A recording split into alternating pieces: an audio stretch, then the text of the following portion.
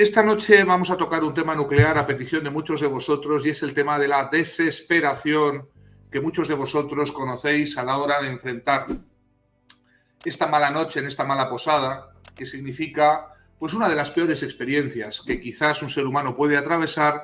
y que cursa siempre con un gran nivel de tristeza, de duelo y, por qué no decirlo también, de pérdida de la ilusión, de las ganas de vivir, de la capacidad de disfrute y, por supuesto, también para muchos de la desesperación. Queremos explicaros qué hay detrás de la desesperación. Esta noche te vamos a explicar cosas muy importantes de la psicología básica del trauma que pueden ayudarte a entenderte, a comprenderte, a razonarte, que es siempre el elemento crucial para intentar salir adelante desde la razón, desde la potencia que nuestro neocórtex tiene para resetearse y sobre todo desde la enorme voluntad que puedes echarle para terminar con esta mala experiencia en tu vida. Esta noche, si quieres escuchar cosas importantes acerca de la desesperación y también acerca de lo contrario, las razones que hay para esperar lo mejor, las razones y las metodologías que puedes aplicar para superar esa desesperación, quédate, porque hay cosas importantes que puedes aprender.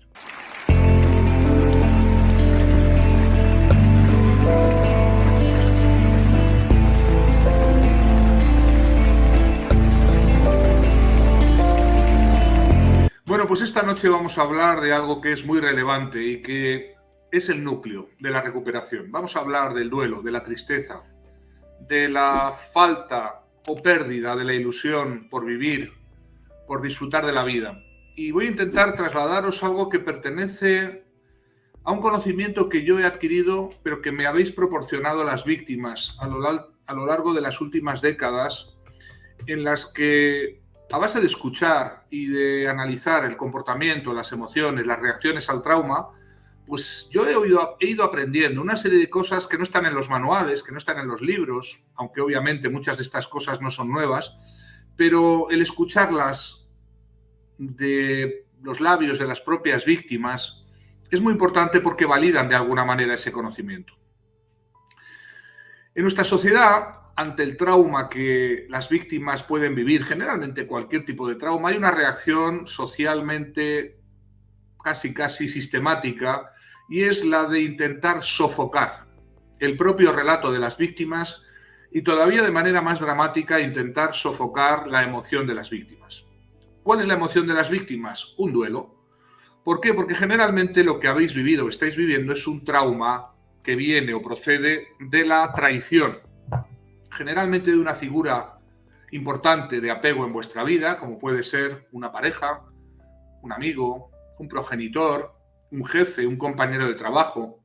alguien que con su actuación tóxica, nociva, maltratadora, abusiva, ha generado una herida psicológica en vuestra resistencia, en vuestra capacidad de vivir, de sobrevivir, en definitiva algo que está impactando, que se puede considerar y deberíamos considerarlo sin hacer ningún tipo de distinción como un verdadero hematoma psíquico. Y por eso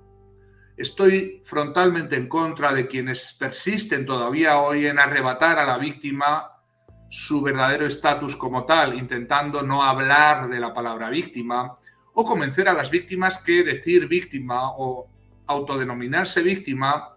sería algún tipo de complacencia, algún tipo de hacerle el juego al enemigo, algún tipo de conceder como algo que es debilidad frente al que viene a eliminarte, a reducirte, a someterte, a destruirte, por decirlo así. Y lejos de tal cosa, la verdadera intencionalidad a la hora de reportar y denominar a la víctima como tal es una intención fundamentalmente de devolverle a la realidad de los hechos. Y a un juicio moral que es muy importante establecer al principio. El juicio moral es que la víctima lo es. Y al serlo, deviene instantáneamente en inocente de todo cuanto desde tantos lugares se le atribuye para intentar explicar lo inexplicable, para intentar seguir en un mundo aparentemente perfecto donde si algo malo ocurre siempre es culpa de aquel al que le ocurre lo malo.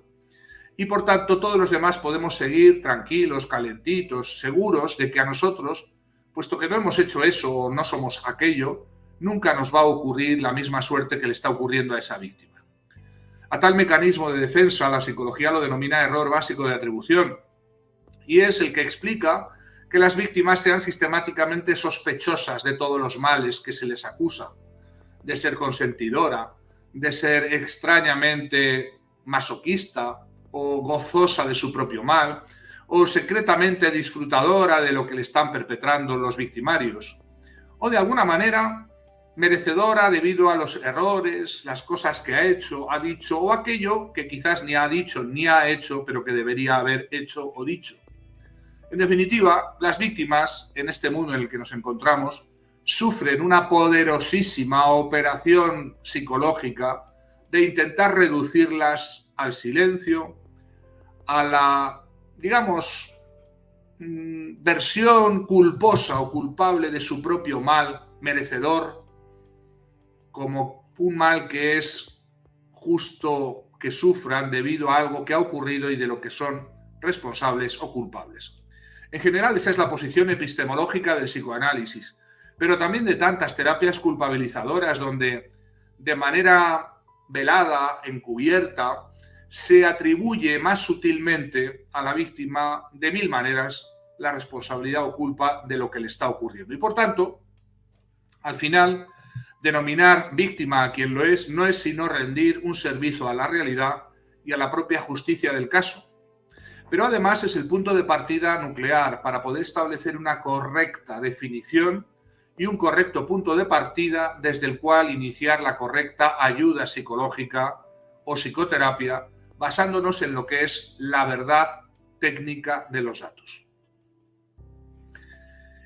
El proceso de maltrato, abuso psicológico, abuso psicopático, abuso narcisista, tiene generalmente dos partes muy diferenciadas. Una parte a la que podríamos denominar victimaria, la que produce el daño,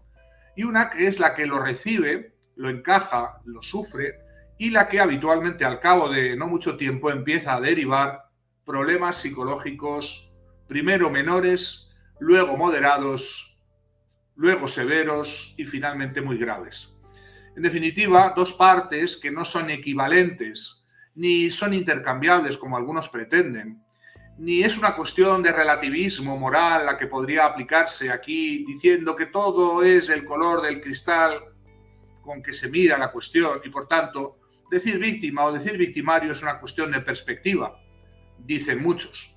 Para nada es así. Quienes sois víctimas sabéis muy bien que no es lo mismo dar que recibir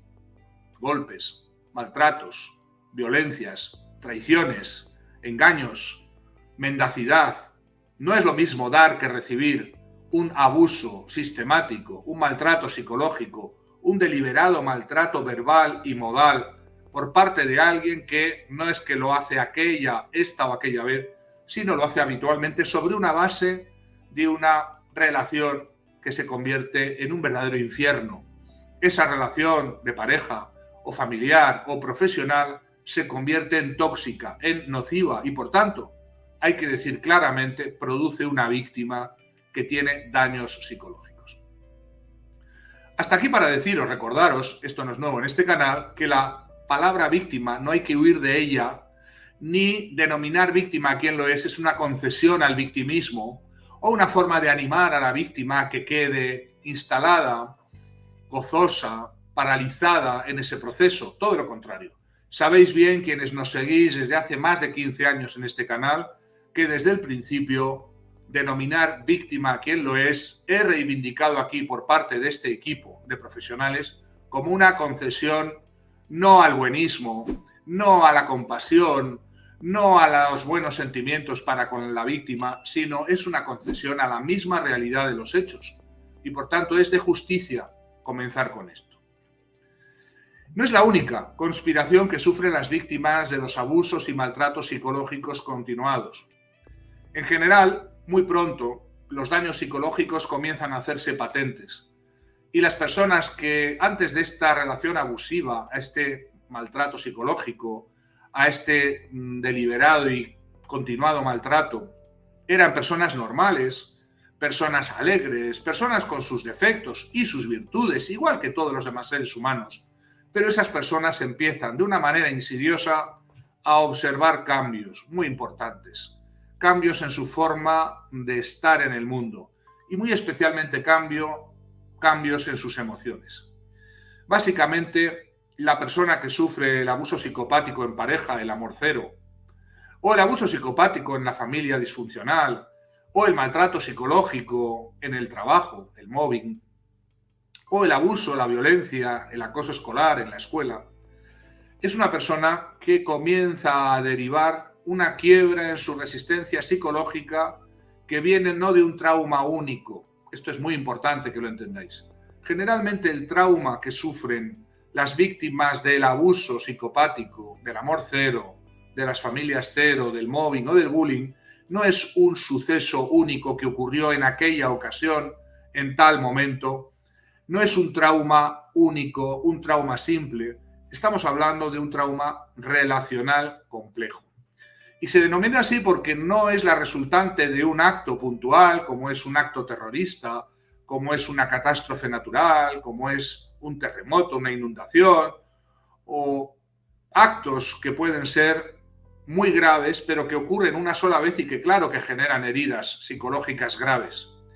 sino son la resultante de actuaciones que son constantes, sistemáticas, repetidas, frecuentes, y que la víctima termina por descontar y esperar, anticipándolo. Vive en un sin vivir, esperando el momento en que se abata sobre ella la siguiente mentira, traición, abuso, denigración, ataques, críticas destructivas. En definitiva, está esperando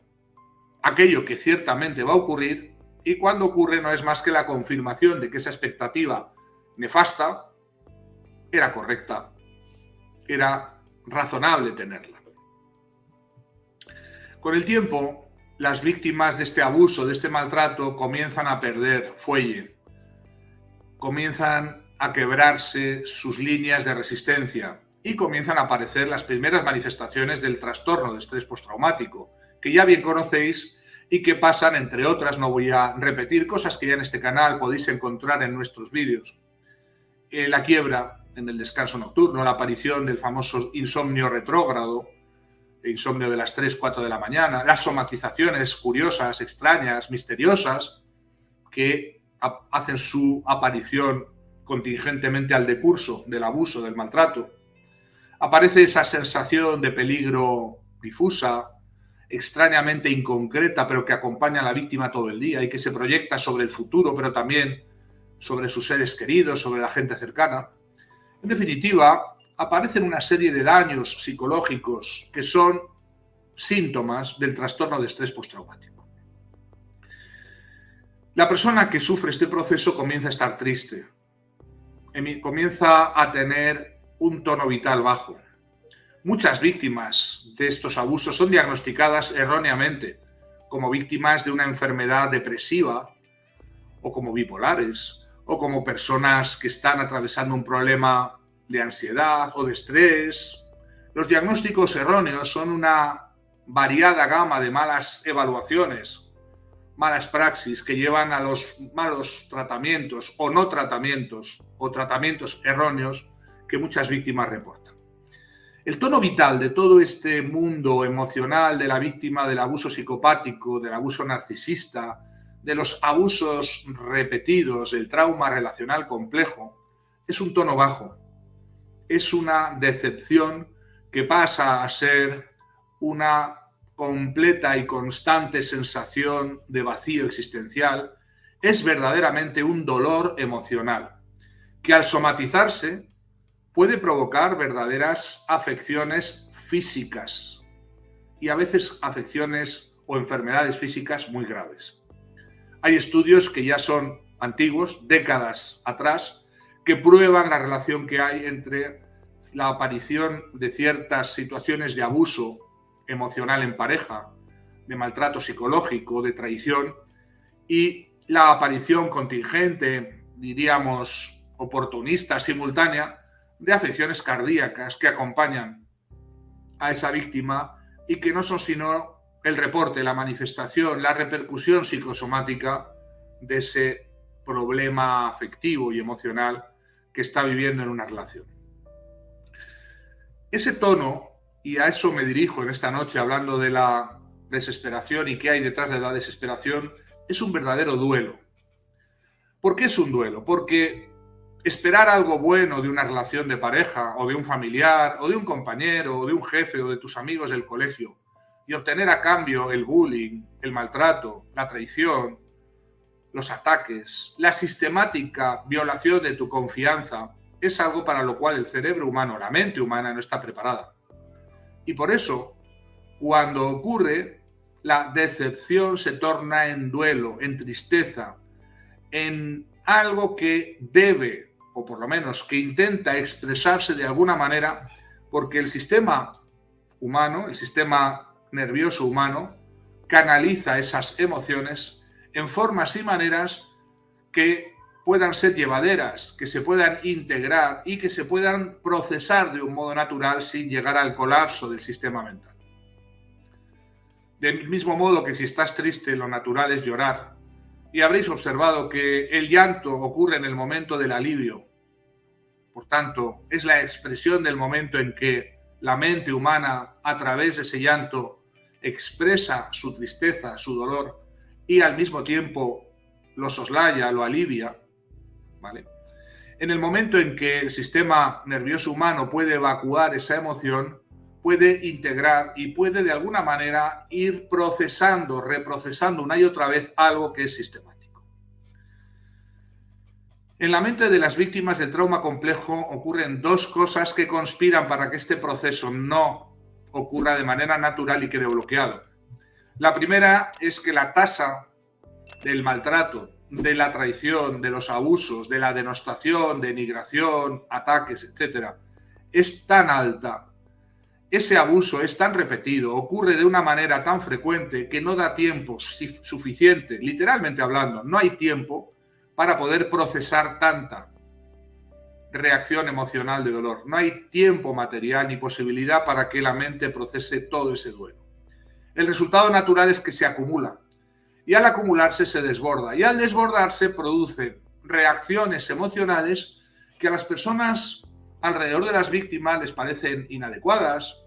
insoportables, políticamente incorrectas y que intentan a toda costa acallar en vosotros. Esa es la típica reacción que a mí siempre me ha producido horror, de cuando alguien llora, enseguida a su alrededor todo el mundo le dice no llores, intentan sofocar ese comportamiento de llanto, que no es sino la expresión legítima de un dolor de alguien que tiene la legítima necesidad de expresar algo que le duele, le está doliendo, le ha dolido, y canalizando esa emoción a través del llanto, liberarse de ella y reprocesarla. Cuando alrededor de las víctimas, sus amistades, sus personas de confianza, sus familiares, sus tutores, sus progenitores, intentan sofocar, intentan acallar ese legítimo dolor, ese duelo que intenta expresarse a través del llanto o a través de expresiones emocionales que están explicando que la víctima no puede más y que necesita de alguna manera volcar, desahogar, la palabra que en castellano utilizamos. Desahogar es quitar un ahogo y ese ahogo lo produce una acumulación de duelo, de tristeza, que es insoportable y que tiene legítimo derecho a expresarse en la vida y en las emociones de las víctimas. Cuando todos alrededor de las víctimas les dicen que no lloren, que se callen, que contengan, que sean fuertes,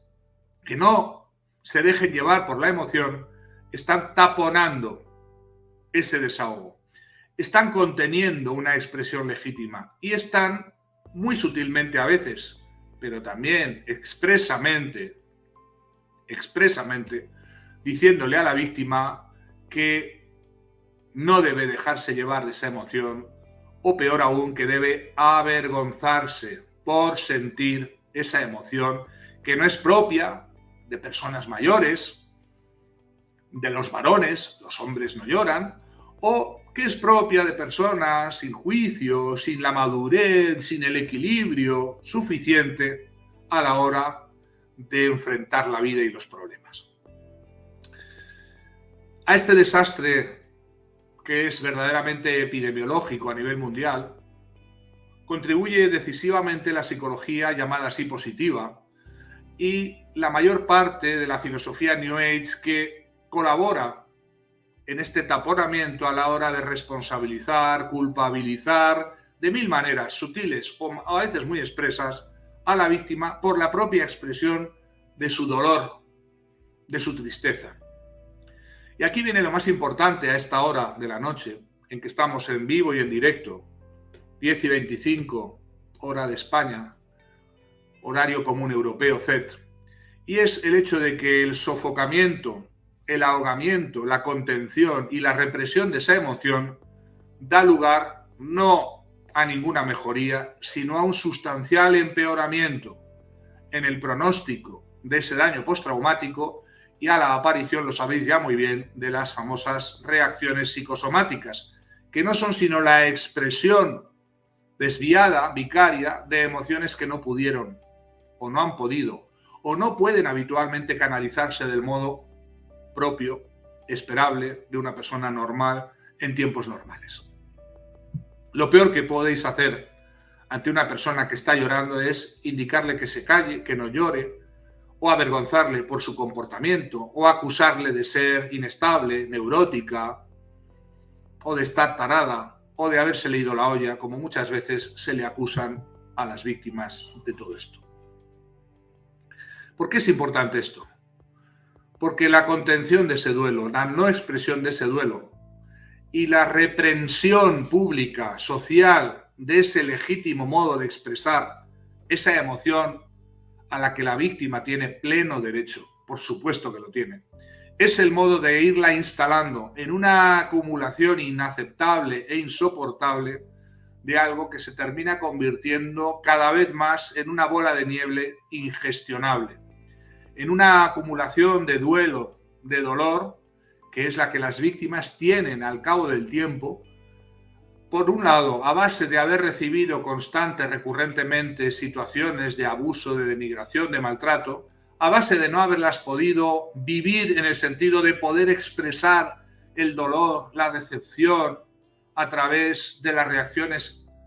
emocionales correspondientes y coherentes, puesto que la mente humana las tiene por alguna razón buena, que es adaptativa y que nos ha ayudado a sobrevivir como especie. Y por tanto nos encontramos con una bola de congoja, de angustia, de tristeza, de duelo, de dolor, que la víctima lleva un momento, no es capaz de digerir y no es capaz de gestionar porque es ingestionable. Ese punto alcanzado, la víctima de todo este proceso que os he relatado en esta primera media hora va alcanzando niveles cada vez mayores de desesperación, que no es más que haber vivido mucho tiempo prisionera de estas emociones que no han podido expresarse, de esta reacción social de insolidaridad, cuando no de acusación, cuando no de avergonzamiento de la propia expresión del duelo, y por tanto encontrarse como en un callejón sin salida, sin una salida para poder superar y desalojar esa bola enorme de congoja, de duelo, que tiene interiormente la víctima. Con esto, la desesperación se instala como una actitud que tiñe la vida emocional completa de la víctima. Y aunque, y esto es importante que lo entendáis, la situación de abuso haya terminado, la relación tóxica se haya cortado, el mobbing haya desaparecido, el bullying haya quedado atrás, o las expresiones, las situaciones dolorosas de una infancia en una familia disfuncional, una familia cero, hayan quedado muy atrás en el tiempo, la víctima continúa con esa bola de congoja, de angustia, y vive con un tono de absoluta desesperación. La desesperación es lo que caracteriza precisamente una cristalización, o si lo preferís, la fosilización de un estado que debiera haber terminado con la canalización correcta, adecuada de todo ese duelo o dolor, y que no ha podido ser, no pudiendo haber sido expresado, sigue ahí como una energía latente que tiñe, como digo, el tono emocional y afectivo de la vida de la víctima, que la llena de un pesimismo existencial, de predicciones funestas, pesimistas acerca de lo que puede llegar a ocurrirle en la vida, y que explica esa desesperación vital y existencial, la cantidad de guiones tóxicos de vida que siguen latentes hoy, mucho tiempo más allá de haber terminado una relación o una situación traumática o dolorosa, y que llevan frecuentemente al autosabotaje, a las profecías autocumplidas negativas con que las víctimas, sin darse cuenta, arruinan constantemente sus vidas hasta el final de estas. Si estás en esa situación de desesperación, es fácil que quien la tiene delante, no diagnosticando más que lo que tiene delante, no habiendo entendido que todo, prácticamente todo, en la vida mental es fruto del trauma y mucho más la patología mental, te diagnostique como una persona con una disfuncionalidad mental o emocional o un trastorno que van desde la depresión o la bipolaridad o tantos diagnósticos que son abusivamente utilizados y que ignoran lo parcial que son esos diagnósticos debido a que ignoran el trauma que generó en su momento esas reacciones y que, atención, y esta es la clave, sigue activo y latente en lo más profundo de la mente. ¿Por qué es importante entender esto? No porque el diagnóstico sea incorrecto. ¿Qué más da poner una palabra u otra en el papelito del médico, del psiquiatra, que da la baja laboral o la baja médica? No es una cuestión de prurito académico, a ver quién tiene razón, sino es una cuestión práctica, de índole terapéutica, porque entender la desesperación brutal, existencial, que tienen las víctimas, como el resultado de la cristalización, de la fosilización de una reacción dolorosa que no se pudo expresar y que además está generando buena parte de las reacciones psicosomáticas, es decir, de esos problemas físicos que también las víctimas arrastran de manera misteriosa,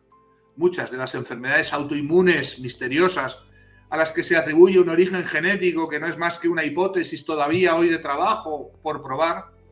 y que no son más que la reacción del sistema inmunitario a un ataque, sí, pero no a un ataque biológico de un virus amenazante o de una situación externa bioquímica que pueda amenazar la continuidad del organismo, sino es la mala interpretación de ese sistema inmunitario de un ataque que no es biológico, sino es psicológico y que no se puede contener a base de enviar una legión de células killers o de linfocitos para intentar eliminar esa agresión externa al cuerpo humano, sino es otra naturaleza distinta, otro tipo de amenaza de una naturaleza distinta el que tuvo en su momento la víctima y explica esa hiperactivación también biológica. Tiene mucha importancia lo que os estoy contando esta noche, queridos, porque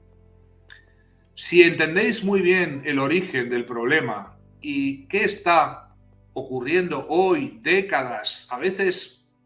una vida después de aquello que ocurrió, pero que sigue afectándoos a distancia, podéis tener la clave de la desactivación de ese obús que quedó ahí mal enterrado años después de la guerra y que está ahí en el jardín afectando a vuestra vida, a vuestras emociones. Y ese no es sino el trauma no identificado y la reacción de duelo asociada que no ha sido vivida, expresada y superada con las herramientas que la mente normalmente tiene para hacerlo. En el proceso de desactivación de este duelo tiene mucha importancia detectarlo y disolverlo con las herramientas que la psicoterapia y la tecnología psicoterapéutica tiene hace mucho tiempo y que no son herramientas ni tan extrañas ni tan extraordinarias que no puedan encontrarse con facilidad y que no son herramientas que requieran un gran conocimiento en profundidad, pero sí requieren una identificación correcta del problema y enfrentarse a él no con armas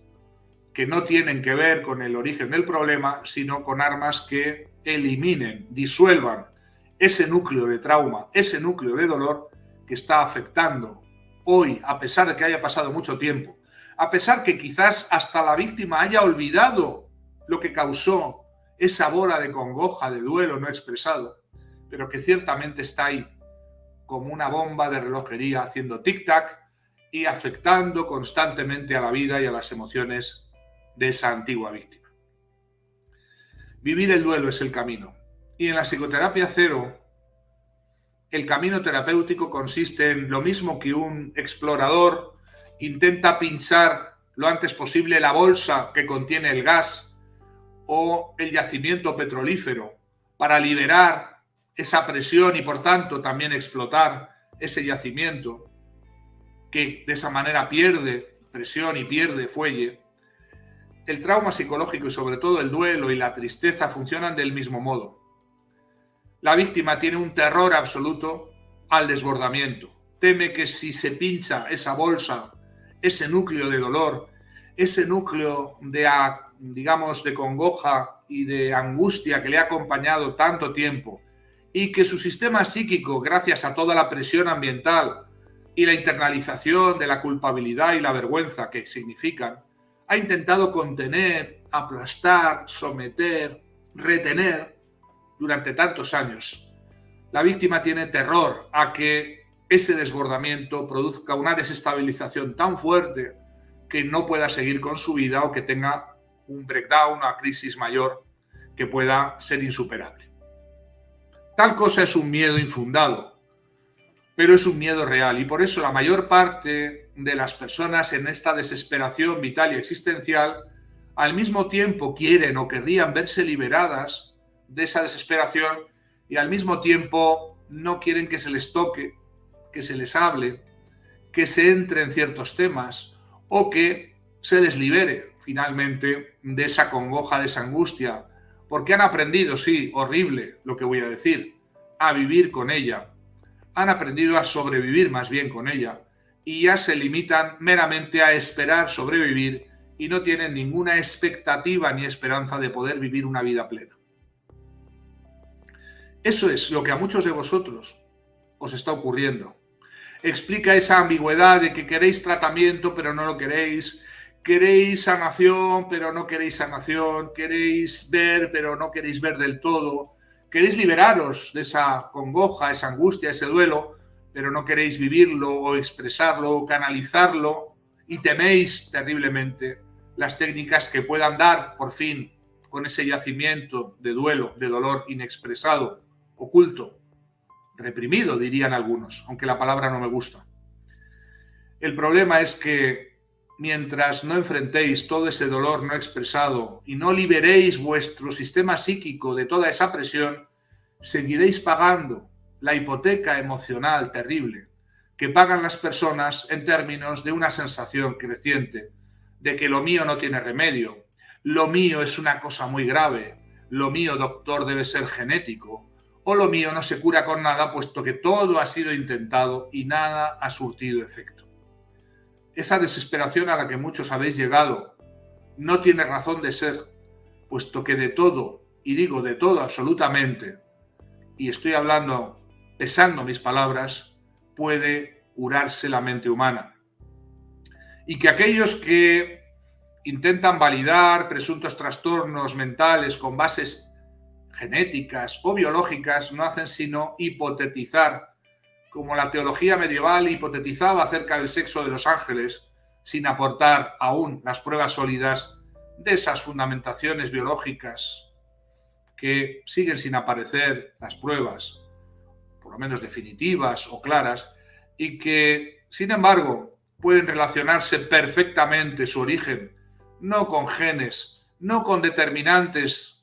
biológicos o con desequilibrios químicos, sino con, cómo no, nuestro querido y habitual elefante en el salón, en la habitación, que es el trauma psicológico, el trauma complejo, el trauma relacional no identificado. Ved en una verdadera legión de personas que se identifican a sí mismas debido a las características que el trauma les ha arrojado, un trauma que no reconocen, a veces del que viven a espaldas de él, y que se sienten muy bien por sentir que son especiales, distintas, altamente sensibles, y creen que su solución pasa por salir, entre comillas, del armario, asumir su condición y instalarse cómodamente en la irreversibilidad de esa hiperreactividad que compromete sus vidas, hipoteca sus vidas y sus emociones, pero a cambio les da un estatus de validación que les permite sentirse diferentes, distintos, especiales de alguna manera,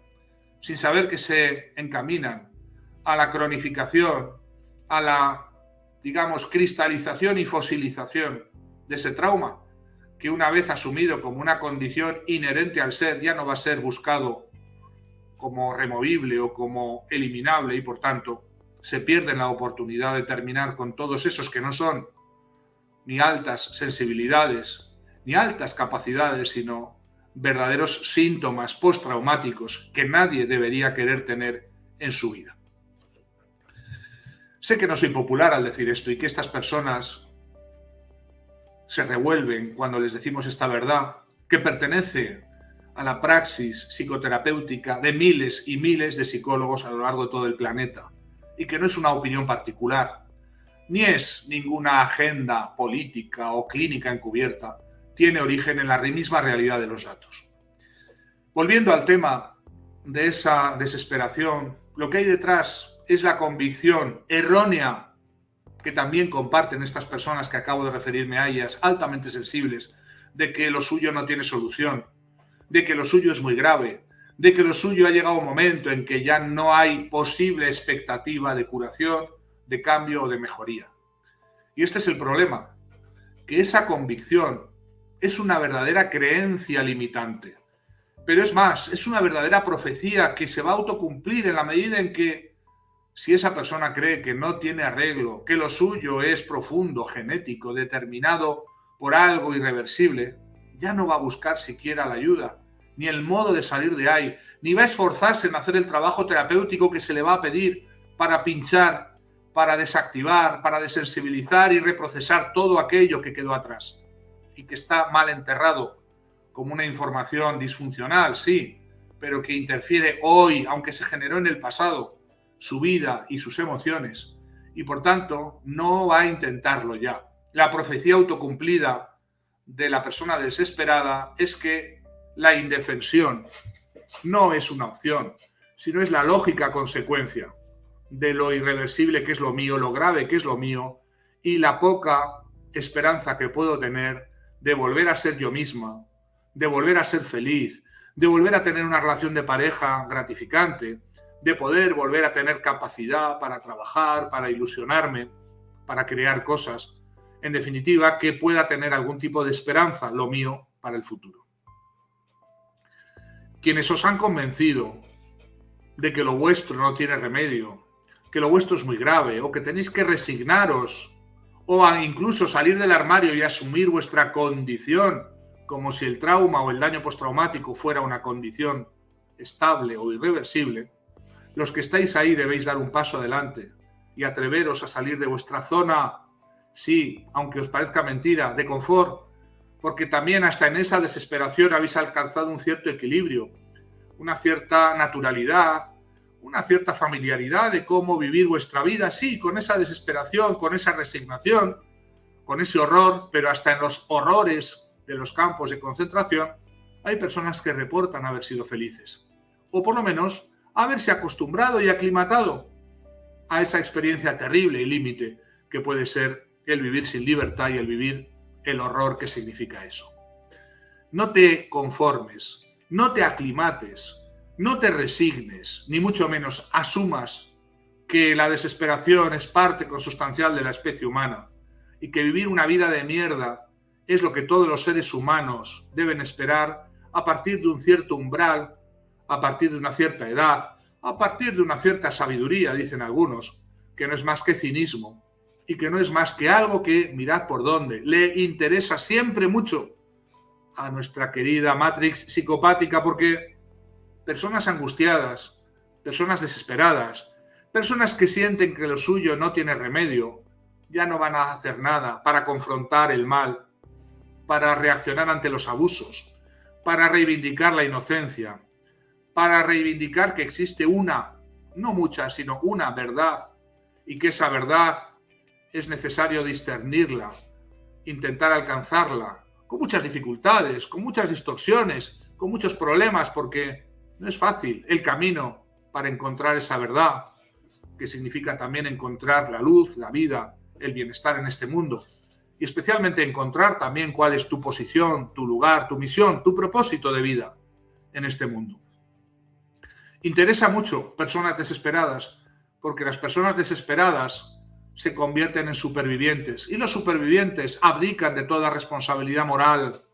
porque con tal de sobrevivir todo puede ser validable. Con tal de sobrevivir cualquier cosa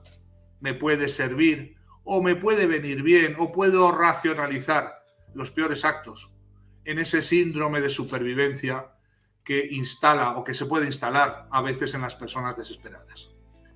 Alcanzar la desesperación, el desmoronamiento emocional de la sociedad es lo que llevamos viviendo en estos últimos años, en el que el diseño de operaciones constantes, operaciones psicológicas, que tienen como destinatario no aquel grupo o este grupo, sino la humanidad como un conjunto, que buscan poner de rodillas a la humanidad, someterla a un proceso constante y devastador de desesperación vital y existencial. Ese es el proyecto que siempre obtiene como resultado una cómoda y gregaria masa que no se despierta, que vive el sueño del pesimismo, que vive en el sueño de la indefensión y que se ha terminado por creer que lo suyo no tiene remedio y que no hay nada que hacer y por tanto renuncia anticipadamente a salir de ese mal, de ese daño, de esas circunstancias, que bastaría tomar una decisión para salir de ellas, pero requiere obviamente la participación de la voluntad. Sin voluntad no hay nada que hacer. Si has entendido algo de lo que he dicho esta noche y estás en esta situación, te interesa mucho analizar, discernir, introspeccionarte, meterte dentro de ti y encontrar si acaso toda esa desesperación o esa resignación o esa vida zombie robótica que estás viviendo, meramente de superviviente,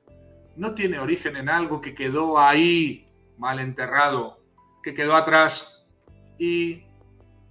a lo que diste la espalda indebidamente y que no fue vivido, expresado, canalizado oportunamente y que está hipotecando hoy, años o décadas después tu propia vida. Y te interesa también saber que si lo decides, si con la voluntad te aplicas a ello, puedes perfectamente, con la enorme capacidad que tiene la mente humana de resetearse, de sanarse, de salir adelante, volver a ser la persona que fuiste y un día, aunque no lo recuerdes, fuiste así, y que puedes volver a ser a nada que apliques estos medios, estos remedios, o a veces estas tecnologías que están a tu disposición, pero la primera de ellas no es sino la más elemental de todas, que es la aplicación de tu voluntad, de tu energía, de tu determinación absoluta a hacer lo más importante que yo creo que tienes en tu vida como objetivo, que es salir de esa profunda desesperación, de esa profunda situación de abatimiento o de resignación o de paralización que lamentablemente hoy se instala a escala masiva, pero sobre todo, y para mí es lo más escandaloso, se está instalando en los más jóvenes, en niños que cada vez a más temprana edad se quitan de en medio porque no ven que haya esperanza, porque viven ya desesperados, porque se les ha convencido de la irreversibilidad del sufrimiento, del mal en la humanidad y no se les ha ofrecido ninguna expectativa de mejora en el futuro. Lamentablemente vivimos una época de oscuridad, pero es una época que es la víspera de ese amanecer maravilloso, magnífico, que está a la vuelta y del que os hablo todas las noches, porque literalmente está ahí, a la vuelta de la esquina, y que toda esta oscuridad, desesperación, postración, crisis, Viernes Santo que está viviendo la humanidad tiene muy pronto, a la vuelta de la esquina, su resurrección, su recuperación, el amanecer de nuevo, que viene de la mano de seres humanos que, habiendo pasado todas estas pruebas terribles que ciertamente estamos pasando y ciertamente vamos a pasar, puedan convertirse en los mejores seres humanos que jamás habitaron este planeta y, por tanto, los que van a ser merecedores de habitar en ese mundo futuro que no está tan en el futuro, sino que está a la vuelta de la esquina, pero que vamos a tener que merecer ciertamente. Os animo a que seáis candidatos a ese nuevo mundo futuro y a que podáis también ser semilla de luz y de esperanza para muchos seres humanos que están a vuestro alrededor, y aunque no os lo digan, podéis leer en sus ojos esta desesperación, esta oscuridad, esta congoja, esta desesperanza profunda, y que podéis verdaderamente aliviar, mitigar y ofrecer también a vuestro pequeño nivel, modesto, humilde también, una pequeña ayuda, una pequeña luz, una solidaridad, un comentario, una palabra que les pueda arrojar una pequeña semilla de esperanza para que salgan de ese estado.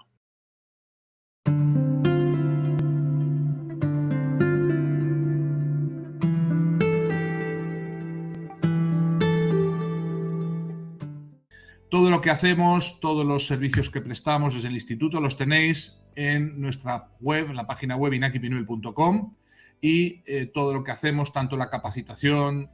para psicoterapeutas o para los coach cero, como los servicios de apoyo, psicoterapia, acompañamiento, los tenéis en esa página web.